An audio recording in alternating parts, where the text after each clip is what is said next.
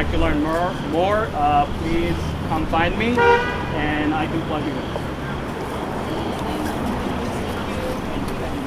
Where you go, I will go, my people, because your people are my people.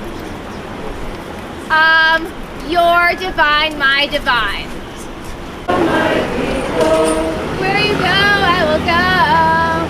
Where you go, I will go. Okay, and you do that twice. So it goes, where you go, I will go, my people. Where you go, I will go. Where you go, I will go, my people. Where you go, I will go.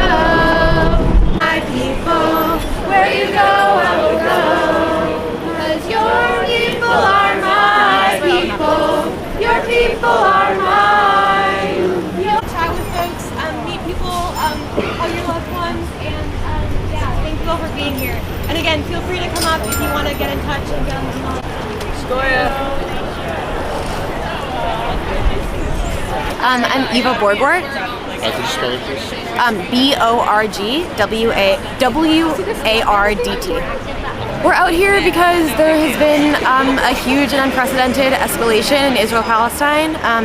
Hundreds of Israelis have been killed, hundreds of Palestinians have been killed, thousands of people are wounded, and the reason that we particularly wanted to come out here is because there's a mobilization at Grand Army that is only mourning loss of Israeli life today and not acknowledging loss of Palestinian life as well.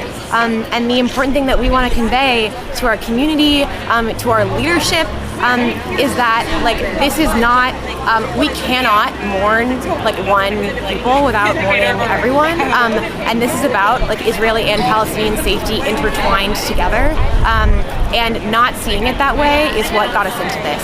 There's been a massive abdication of responsibility from the U.S. government in particular.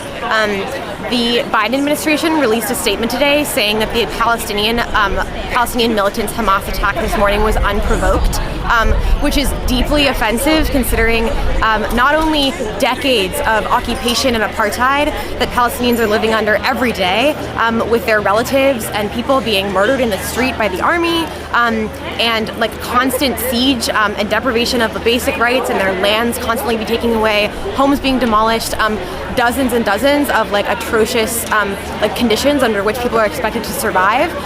But even recently, we know that the reason that the Gaza Strip, that Israeli soldiers were not at the Gaza Strip, was that they were helping execute the pogroms in Huwara in the West Bank.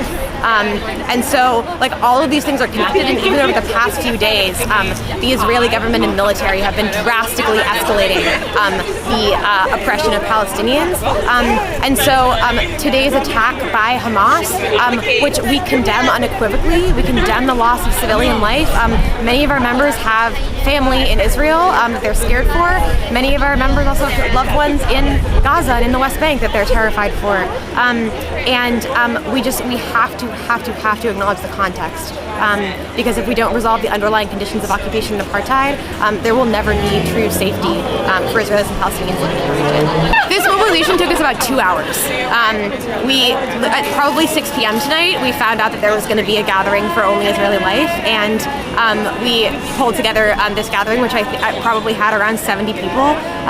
And people are looking for a space to grieve, and they're looking for a space to grieve and acknowledge the full reality, and to grieve both Israelis and Palestinians, and not to be isolated in that grief, but instead to work together for a better future, which means addressing the underlying conditions of apartheid.